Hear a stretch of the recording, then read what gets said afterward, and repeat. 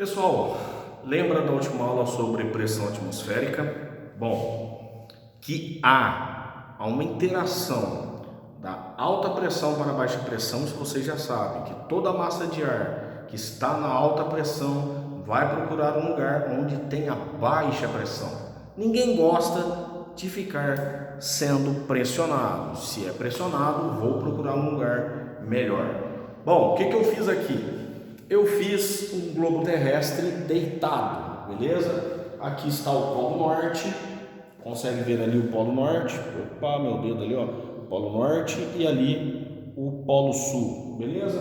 Polo Norte, Polo Sul, tranquilo. Aqui é a linha do Equador, onde recebe a maior quantidade, a forma mais intensa da radiação solar. Logo, é a parte mais quente do planeta.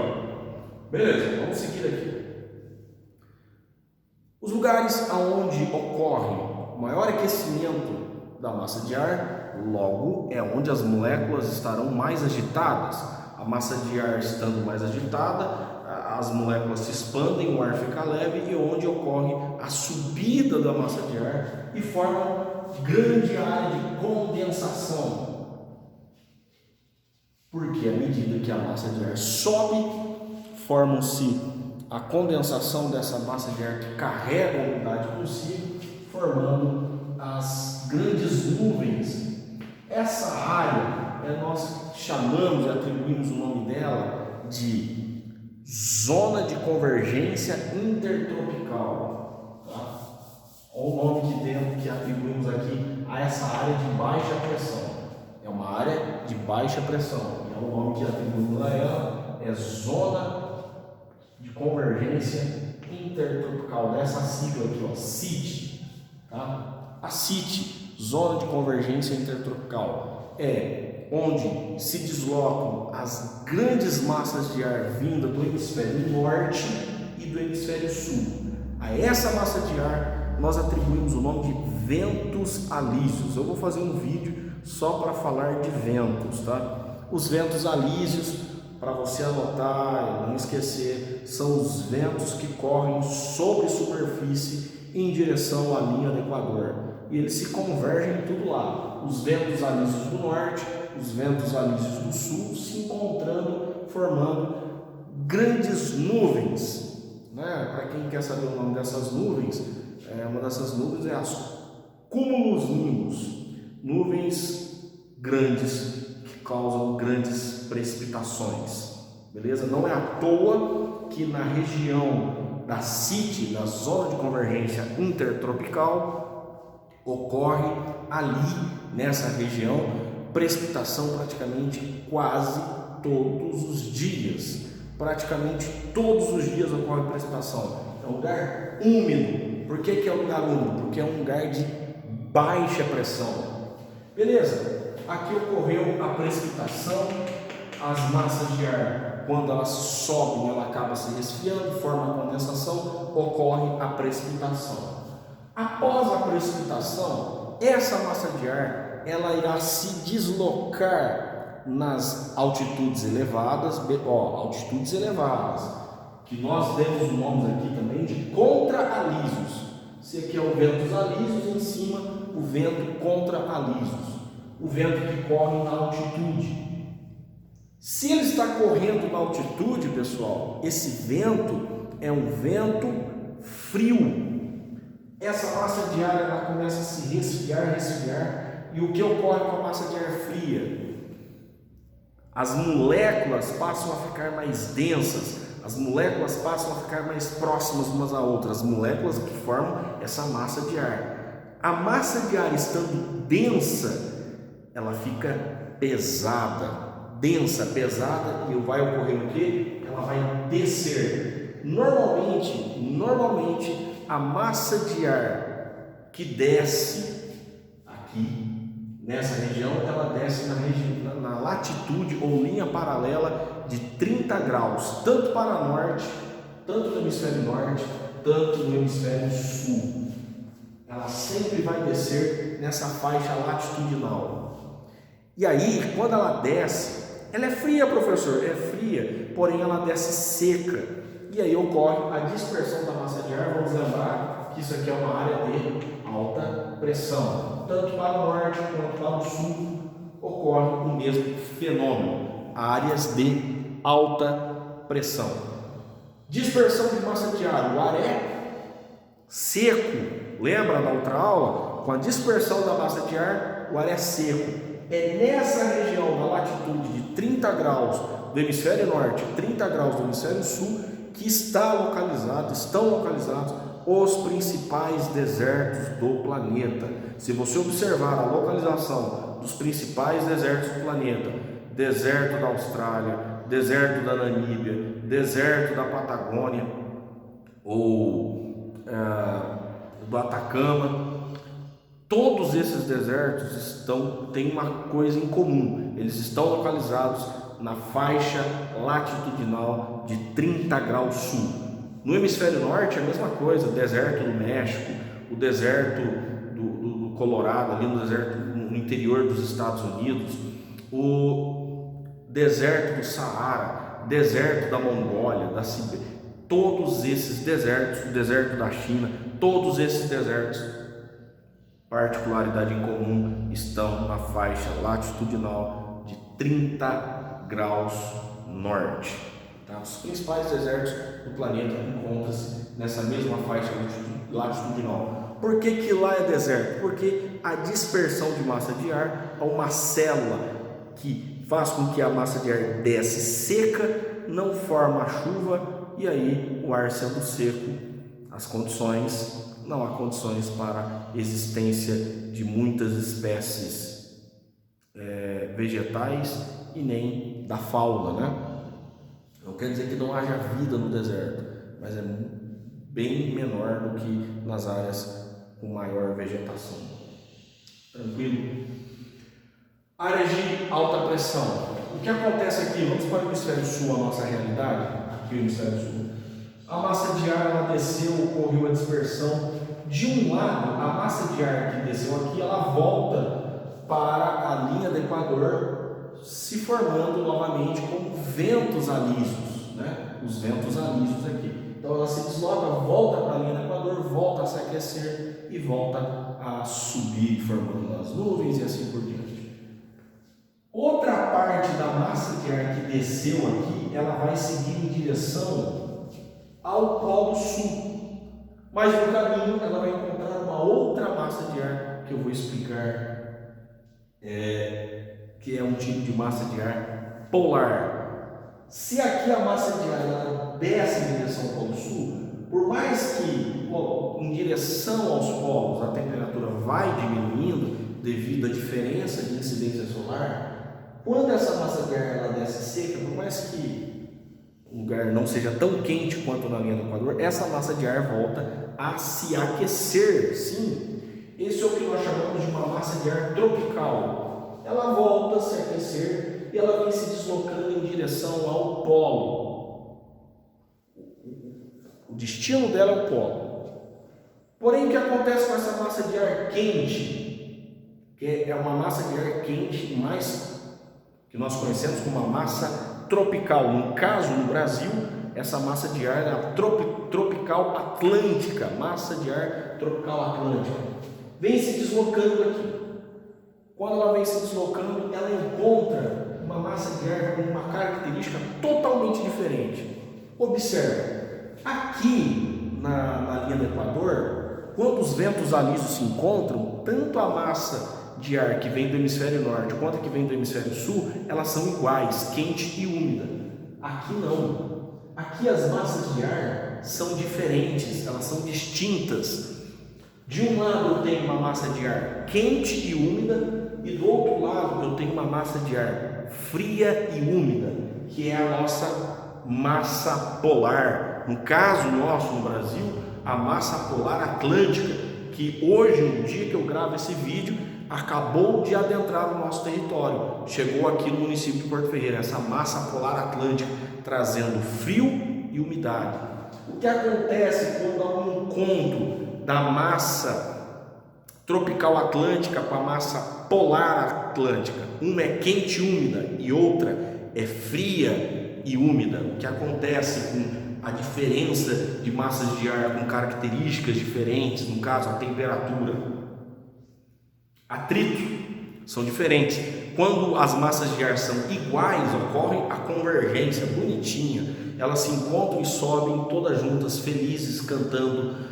Mas no caso de massas de ar diferente, o processo é mais intenso, pois haverá uma disputa de espaço.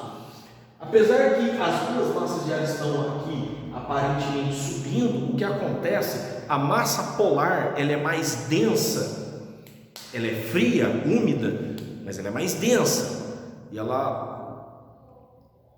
em frente à massa tropical atlântica, que é quente e úmida, a massa polar atlântica, a massa tropical atlântica, do outro lado da massa polar atlântica, vejamos, de um lado a massa fria e outro lado a massa de ar quente. Qual é mais denso? A massa de ar frio. A massa de ar quente é mais volátil, as moléculas estão mais agitadas, espalhadas, ocorre a dispersão de massa de ar muito mais fácil. E o que vai acontecer? Naturalmente, a massa de ar polar empurrará, literalmente empurrará a massa tropical atlântica para cima. Ela joga a massa tropical atlântica para cima, fazendo o que nós conhecemos como frente fria. Isso é frente fria e eu posso fazer um vídeo específico só para falar sobre frente fria. Tranquilo? A massa de ar tropical atlântica, ela passa por cima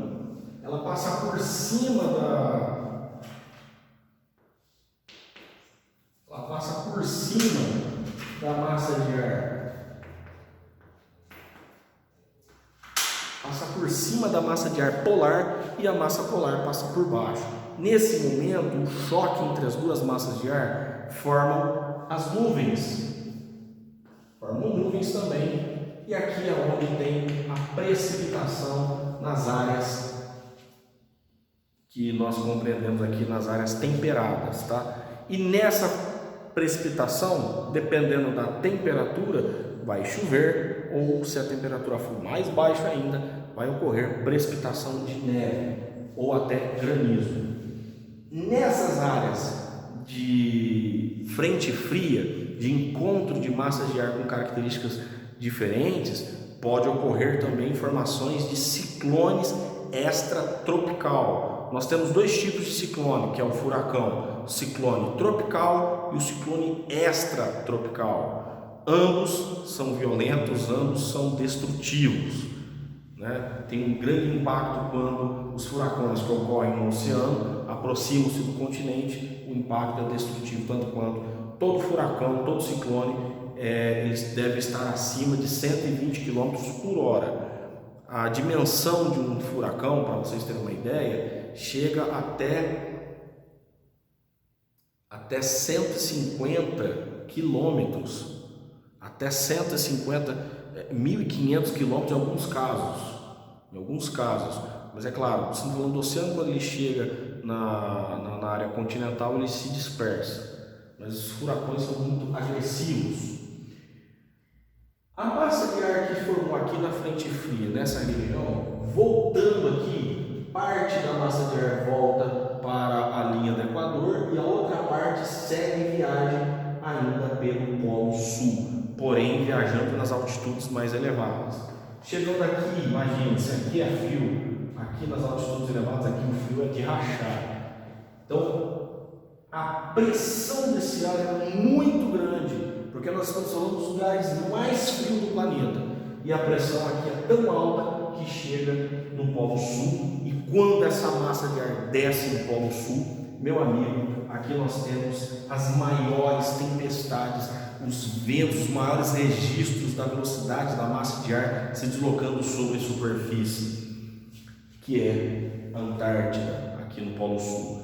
Essa massa de ar, ela vem com grande força e intensidade durante o inverno. No inverno no Polo Sul, a massa polar, ela avança e ganha espaço, porque aumentou a pressão está maior ainda, e o deslocamento dessa massa de ar chega até a zona tropical é quando a massa de ar polar chega aqui na nossa região, que nós estamos numa zona tropical. E aqui é o caso de recebermos hoje uma massa polar atlântica.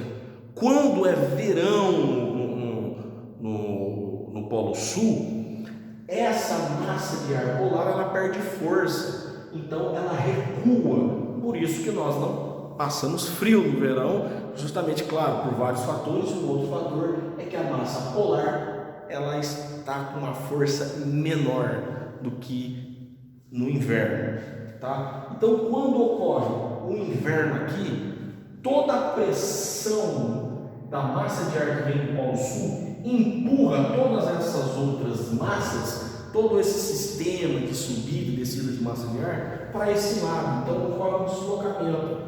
E aqui, se aqui é inverno, no Polo Norte é verão. Então aqui a massa de ar polar fica mais fraca, essa convergência que ocorre na linha do Equador vem mais para o norte, essa área de alta pressão sobe mais para o norte.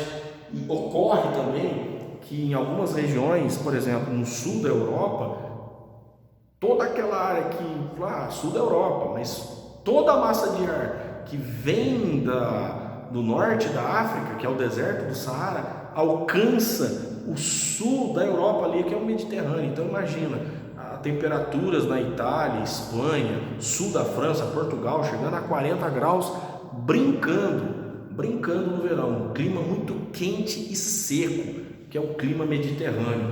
Tudo isso porque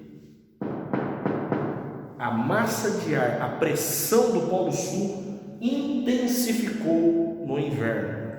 E aí chega o verão no Polo Sul, diminui e aqui intensifica a pressão da massa de ar polar no Polo Norte. Só que tem um porém. É no Polo Sul, na Antártida, onde temos os registros das temperaturas mais baixas. É aqui que afeta e interfere toda a dinâmica climática do planeta. Daí a importância de nós preservarmos a Antártida. E detalhe, se não fosse a Antártida, nós aqui não estaríamos nem passando frio, pois a nossa região não sofreria nenhuma interferência, influência de queda de temperatura. Nós só temos o frio aqui no estado de São Paulo, aqui no município de Porto Ferreira, graças a essa massa polar atlântica. E esse ano, percebam, nós tivemos pouca presença da massa polar atlântica em nossa região. Praticamente passamos o inverno praticamente como se fosse uma primavera, um verão em qualquer outro lugar do planeta. Eu vou ficando por aqui. Tudo isso que eu falei tem a ver com circulação geral da atmosfera. Para encerrar, eu sei que o vídeo vai ficar longo, mas para encerrar, essas células aqui têm nomes. As pessoas batizaram essas células que mostram a área de alta pressão para baixa pressão. A primeira célula é chamada de célula de Hadley. Eu tenho um amigo chamado Hadley, tanto para o norte, tanto para o sul, a célula de Hadley. No livro de vocês tem esses nomes. Aqui, nas áreas de alta pressão, até a área do encontro da massa de ar tropical com a massa de ar polar, nós temos a célula de Ferro.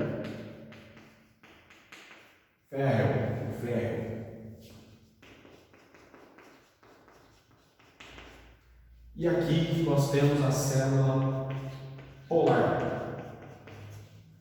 Polar do sul e a polar do norte. Conseguiram ver aí? Os nomes dos ventos. Vamos aos nomes dos ventos. Fiquei devendo o nome dos ventos aí para vocês.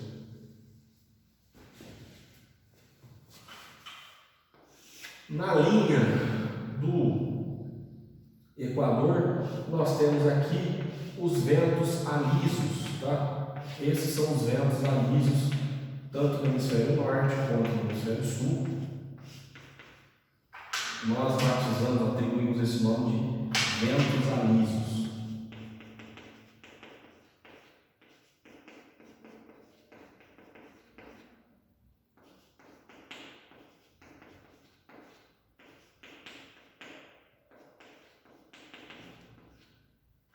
Aí nós temos outro vento, que é o que vem das áreas das frentes, né? Que são os ventos de oeste.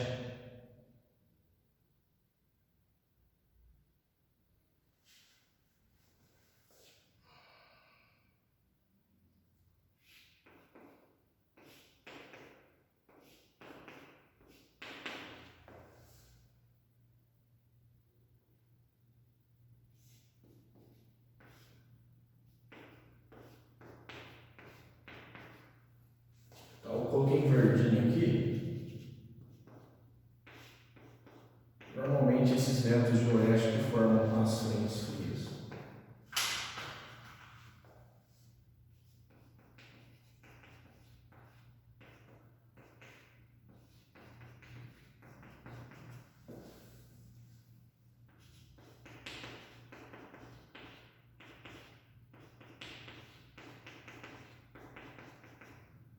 E por fim, nós temos os ventos de leste, né? Que são os ventos que vêm das regiões polares.